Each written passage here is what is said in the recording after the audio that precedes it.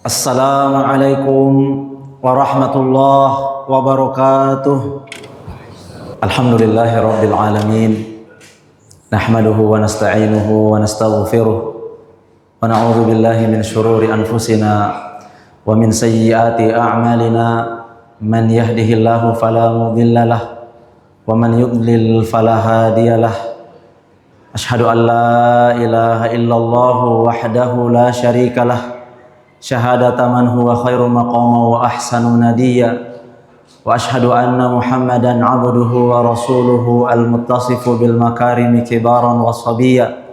Allahumma salli wa sallim wa barik ala habibina al-mustafa Muhammad ibni Abdillah. Kana sadiqal wa'di wa kana rasulan nabiyya. Wa ala alihi wa ashabihi ajma'in alladhina yuhsinuna islamahum wa lam yaf'alu syai'an fariya. Amma ba'd, faya ayyuhal hadirun rahimakumullah, usini nafsi wa iyyakum bitaqwallah faqad fazal muttaqun. Kama qauluhu ta'ala fi kitabihil karim, a'udzu billahi minasyaitonir rajim. Ya ayyuhalladzina amanu taqullaha haqqa tuqatih wa la tamutunna illa wa antum muslimun. Wa qala aidan ya ayyuhan nasu taqu rabbakumul ladzi khalaqakum min nafsin wahidah wa khalaqa minha zawjaha wa batha minhuma rijalan katsiran wa nisaa wattaqullaha alladzi tasaaluna bihi wal arham innallaha kana 'alaikum raqiba.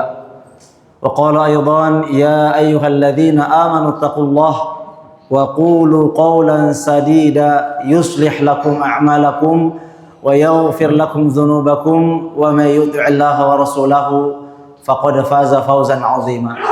Amma ba'd, alhamdulillah wa syukru lillah wa la haula wa la quwwata illa billah. Segala puji hanyalah milik Allah Subhanahu wa taala. Dialah Allah Subhanahu wa taala yang menciptakan alam semesta ini. Dialah Allah Subhanahu wa taala yang menciptakan kita semua.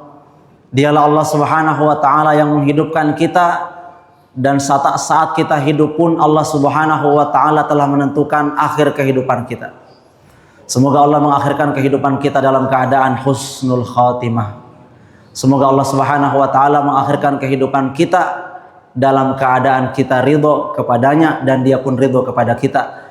Lalu kita dipanggil dalam keadaan sebagaimana firman-Nya, ya ayyuhan nafsul mutmainnah irji'i ila rabbiki radiyatan mardiyah fadkhuli fi ibadi wadkhuli jannati. Maka jamaah sekalian rahimani wa rahimakumullah, pun di dalam siang hari ini yang panas terik ini, yang lelah-lelahnya badan ini, yang lelah-lelahnya raga ini, yang mungkin bahkan sedang galau-galaunya hati ini, tetaplah mari kita paksakan untuk melaksanakan ibadah yang utama, yakni sholat Jumat sebagai seorang laki-laki yang muslim. Awalnya mungkin berat, tapi mudah-mudahan kita mencoba melapangkan dan mencoba untuk mengikhlaskan. Karena tidaklah kemudian kita dipanggil mutmainnah kalau kita tidak pernah mengusahakan agar hati ini menjadi hati yang mutmainnah. Ma'asyiral muslimin rahimani wa rahimakumullah, salawat beserta salam mudah-mudahan tercurah kepada pemimpin kita semua, teladan kita semua, yaitu baginda Nabiullah Muhammad sallallahu alaihi wasallam. Tidak ada ruang kehidupan yang tidak ada teladan darinya. Sebagai seorang suami, dialah suami terbaik. Sebagai seorang sahabat, dialah sahabat terbaik. Sebagai seorang guru, dialah guru terbaik. Bahkan sebagai seorang murid, dia murid terbaik, muridnya Jibril alaihissalam. Sebagai seorang ayah, dialah ayah terbaik. Sebagai seorang kakek, dialah kakek terbaik. Tidak ada ruang kehidupan yang hari ini menjadi amanah tanggung jawab kita sebagai laki-laki. Kita seorang ayah, kita seorang suami, kita seorang anak, kita seorang pemimpin di tempat dimanapun kita hari ini beraktivitas, kita seorang tetangga di mana kita pun berdampingan dengan tetangga kita. Semua ruang teladan itu ada pada diri baginda Nabiullah Muhammad sallallahu alaihi wasallam. Mudah-mudahan kita menjadi bagian dari umatnya kelak, diakui sebagai umatnya kelak fi yaumil akhir. Amin ya rabbal alamin. Ma'asyiral muslimin rahimani wa rahimakumullah. Sebagaimana rukun khutbah, kami pun mengingatkan diri kami dan kita semua untuk senantiasa menjaga iman dan takwa di hati-hati kita semua.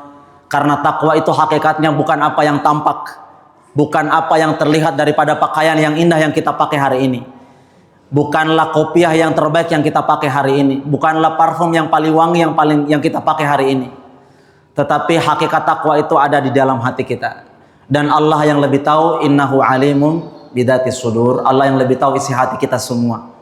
Ma'asyiral muslimin rahimani wa rahimakumullah. Kalau kita membaca sirah, dan memang setiap kita wajib mempelajari sirah.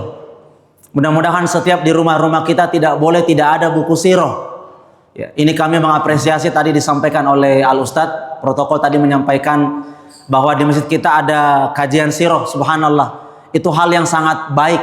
Bahkan sekiranya jamaah yang tinggal dekat sini, usahakan Pak, hadir Pak. Ketika ada majelis sirah, hadir Ki Pak.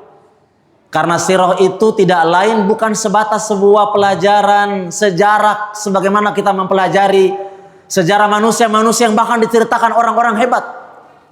Beda dengan sirah. Sirah itu panduan hidup orang Islam. Sirah itu panduan hidup orang beriman. Bagaimana Nabi memulai harinya, bagaimana Nabi mengisi harinya, bagaimana Nabi mengakhirkan harinya, bagaimana Nabi memulai percakapan dengan sahabat-sahabatnya, bagaimana Nabi mengayomi istri-istri dan anak-anaknya. Semua ada di dalam sirah.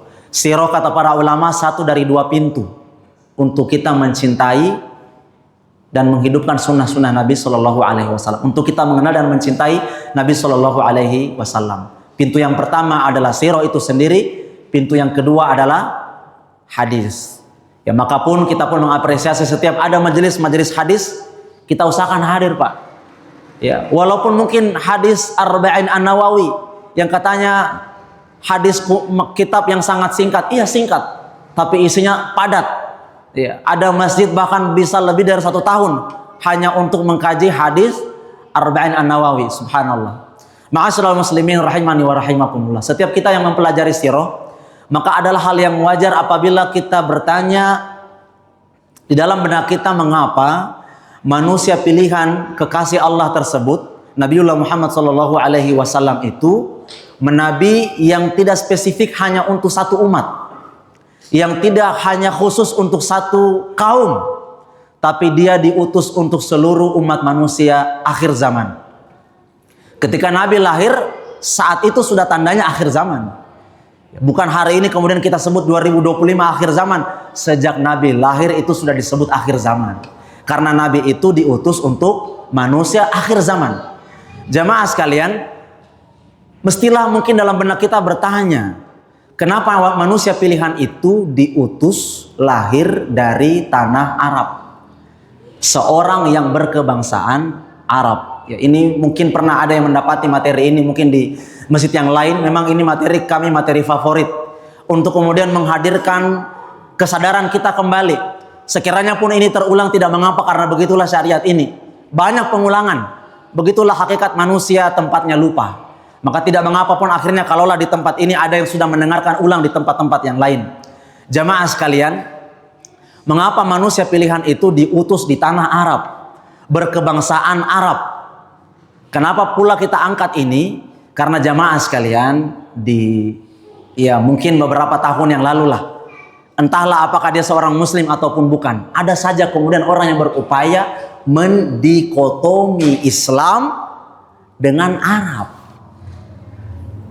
Bahkan terakhir ada satu tayangan, mungkin apakah mencoba juga sebagai bagian daripada opini kemerdekaan. Sayangnya temanya menyinggung. Kami mohon maaf agak menyinggung.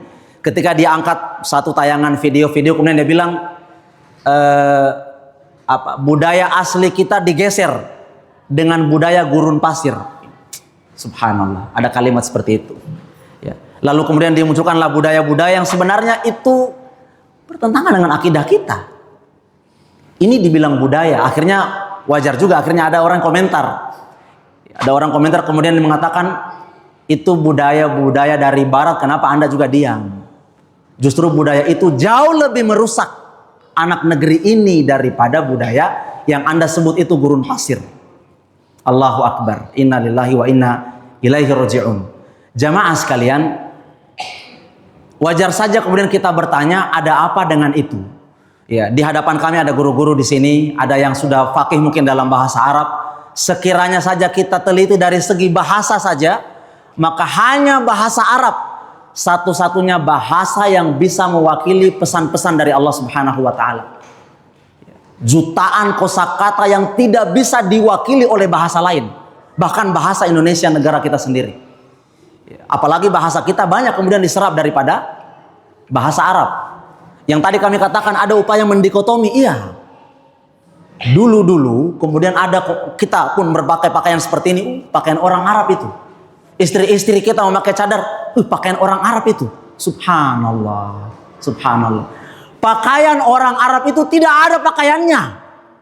Bukan pakaian sebagaimana hari ini. Semakin beradab suatu peradaban, semakin tertutup pakaian mereka. Kalau Anda mengatakan yang tidak tertutup itu adalah budaya asli, lihatlah Barat. Itulah pakaian yang tidak beradab. Pakaian beradab itu pakaian orang yang tertutup. Justru Islam datang untuk memperbaiki kejahiliaan umat manusia. Jamaah sekalian, pun akhirnya kalau kita menemukan di dalam ayat, misalkan Allah berfirman, Allahu a'lamu haitsu yaj'alu risalatah. Allah lah yang paling tahu di mana dia akan menempatkan tugas kerasulan. Kalau ini ayatnya, bukan kemudian kita menafikan ayat ini. Kalau ini jawabannya, ya sudah, memang benar. Buat apa lagi kita mencari tahu, sedangkan Allah yang punya hak prerogatif. Suka-sukanya Allah menempatkan Rasul pilihannya di mana saja. Apakah di Palestina, apakah di India, apakah di tanah Arab Makkah Al-Mukarramah. Suka-sukanya dia. Suka-sukanya Allah Subhanahu wa ta'ala. Dialah penguasa dan pemilik alam semesta ini. Maka suka-sukanya pun dia akan menempatkan di mana juru bicaranya. Tetapi ada apa dengan Arab? Ada apa dengan tanah Arab? Jamaah sekalian, di antara penyampaian daripada guru-guru kita mengatakan, mengambil kutipan daripada kalimat ahli sejarah Islam. Misalkan dalam ayat surah Taubah ayat 97 Allah Subhanahu wa taala berfirman, a'udzubillahi minasyaitonir rajim. Al-a'rabu asyaddu kufra wa nifaqa. Orang Arab. Al-a'rab, orang Arabnya orang Arab. Aslinya orang Arab dalam kurung, kemudian terjemahannya itu orang Badui. Orang Arab pedalaman. Orang Arab Badui dikatakan asyaddu kufra wa nifaqa. Mereka lah orang yang paling keras kekufurannya, paling keras kemunafikannya. Subhanallah. Tidak ada satu kaum yang mendapatkan stigma seburuk ini. Tapi yang memberikan stigma bukan manusia. Allahu Subhanahu wa ta'ala. Allahu Ar-Rahman Ar-Rahim. Begitulah kenyataannya, misalkan dalam sirah kita mendapati keadaan misalkan Nabi Sallallahu alaihi wasallam sedang bersama anaknya, cucu-cucunya, disalami, diciumi anak-anaknya. Ini juga sunnah Nabi. Anak-anak kita boleh kita cium tangannya, Pak. Ya kalau sudah mulai besar bolehlah kita ajar tentang salim. Tetapi pun anak-anak kita yang masih kecil boleh kita cium tangan mereka, tanda kasih sayang. Dicium keningnya, dicium dahinya, boleh. Lalu kemudian ada seorang Arab Badui bertanya, "Ya Rasulullah, ada apa? Apakah engkau biasa melakukan seperti ini?" Nabi bahkan terheran-heran. Ini kelihatannya ini bukan laki-laki anak muda biasa, ini sudah bapak-bapak ini. Maka Nabi bertanya, kita tidak punya anak kah? Apakah engkau tidak memiliki anak? Maka orang Arab Badui, bahkan ya Rasul, aku memiliki 10 orang anak. Tapi tidak ada satupun, belum ada satupun yang aku perlakukan sebagaimana engkau lakukan tadi. Nabi terheran-heran, ada model bapak, dia tidak sayang anaknya. Dia tidak cium anaknya. Subhanallah. Dia tidak gendong anaknya. Ada model bapak begitu. Nabi terheran-heran. Mungkin dalam kacamata orang Arab, khususnya orang Arab Badui, akan menjatuhkan wibawa seorang ayah. Menjatuhkan wibawa seorang laki-laki. Subhanallah. Nabi mengatakan, pulanglah. Sayangilah anak-anakmu. Ciumlah, peluklah anak-anakmu. Aku khawatir Allah mencabut rahmat dari hatimu. Allahu Akbar. Sampai diajar, Pak, caranya kita menyayangi anak. Atau dalam hadis yang lain, walaupun tidak spesifik ini diajarkan untuk orang Arab Badui, tetapi Nabi sampai mengatakan tabassumuka fi wajhi akhika laka shadaqah. Senyum kita di hadapan saudara adalah sedekah. Subhanallah. Sampai orang Arab diajari bahwa kita mesti tersenyum, bahwa senyum itu ibadah. Jamaah sekalian, apa yang perlu kita tarik dari sebuah simpulan cerita yang singkat ini? Bahwasanya dalam salah satu penelitian jurnal, bukan dari Indonesia, dari Barat, dari luar, secara adil, secara seimbang penelitian dilakukan di beberapa negara. Kesimpulannya Indonesia, mungkin ini salah satunya prestasi yang bisa kita banggakan. Salah satu prestasi yang bisa kita banggakan. Kalau yang lain menempati urutan tertinggi, bukan mungkin pada hal-hal yang baik, tapi ini menempati urutan tertinggi.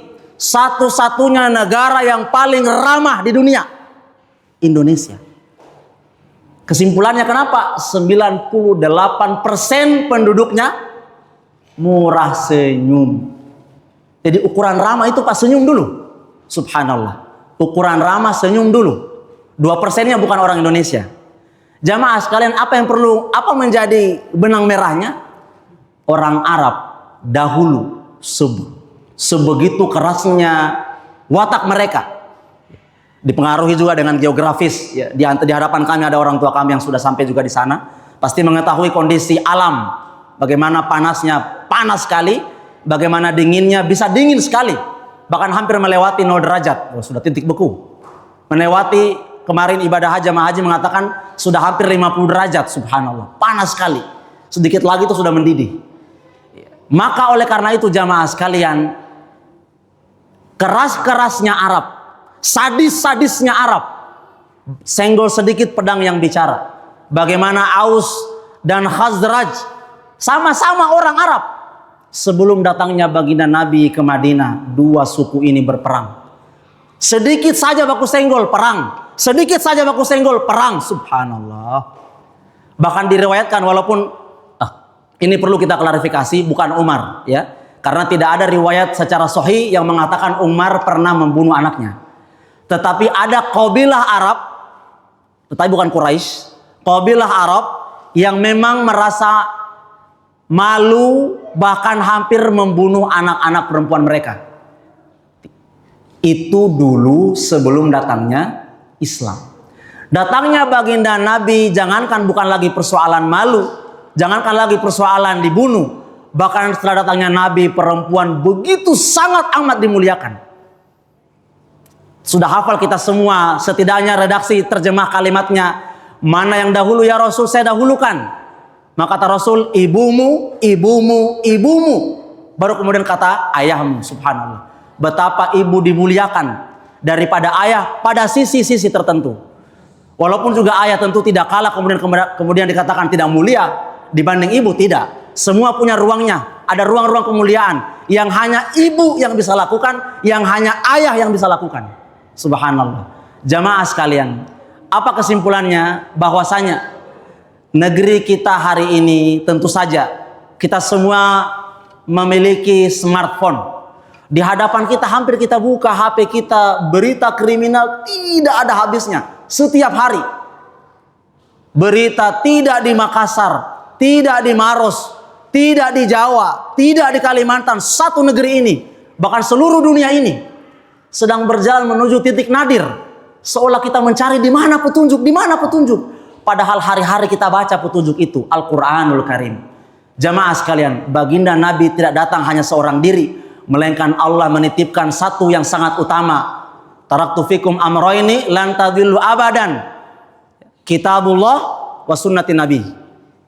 Ini dua hal. Ini dua hal yang dijaga. Ini dua hal yang dibawa oleh baginda Rasul. Mengubah warna Arab yang mohon maaf, yang biadab itu menjadi manusia yang beradab. Mengubah warna Arab yang keras itu menjadi manusia yang lembut. Merubah warna Arab yang tidak diperhitungkan oleh dua peradaban besar, Romawi dan Persia. Di kemudian hari mereka memimpin bahkan 2/3 belahan dunia ini. Dipimpin oleh orang-orang Arab, oleh orang-orang Islam dengan Al-Quranul Karim, dengan sunnah-sunnah Nabi Sallallahu Alaihi Wasallam. Maka carut-marutnya kehidupan negeri ini sebenarnya tidak lebih carut-marut keadaan jahiliyah waktu itu. Walaupun ada yang mengatakan hari ini sudah menuju kepada kejahilian sebagaimana jahiliyahnya masa lalu. Tidak ada jalan lain memperbaiki umat ini kecuali kembali kepada Al-Quranul Karim secara menyeluruh. Mari kita mengambil Al-Quranul Karim secara menyeluruh. Hari ini kita belum ada di ruang-ruang yang mengambil kebijakan. Minimal Al-Quran dan sunnah-sunnah Nabi kita terapkan di dalam rumah kita, di dalam keluarga kita. Perhatikan Pak, ini bapak-bapak pulang-pulang ceritakan Pak tentang keutamaan wanita menjaga dirinya di rumah, keutamaan anak-anak perempuan menjaga kehormatannya di rumah. Karena hari ini juga kita tidak bisa menutup mata bahwa karena lalainya orang tua memperhatikan anaknya, memperhatikan diterapkannya sunnah-sunnah Nabi di rumahnya, maka di luar mereka tidak terurus. Mereka mencari perhatian, mereka mencari kasih sayang. Jamaah sekalian, agama ini telah memiliki tuntunan hidup yang menjamin keselamatan dunia wal akhirah. Maka mudah-mudahan sedikit banyaknya dengan ruang-ruang talim di masjid kita ini menjadi satu hal yang membantu kita mempelajari agama ini sedikit demi sedikit, bertahap demi bertahap, agar supaya kemudian semakin baik penerapan Al-Quran minimal di rumah-rumah kita, setelahnya di lingkungan masyarakat kita, setelahnya sekiranya di hadapan kami hari ini ada yang menjadi pengambil kebijakan, maka tetapkanlah kebijakan berdasarkan Al-Quran dan sunnah Nabi Sallallahu Alaihi Wasallam. Barakallahu li wa lakum fil Quranil Azim wa nafa'ani wa iyyakum bima fihi minal ayat wa dzikril hakim. Taqabbalallahu minna wa minkum tilawatahu innahu was-sami'ul alim. Aqulu qawli hadza fa astaghfirullah li wa lakum innahu huwal ghafurur rahim.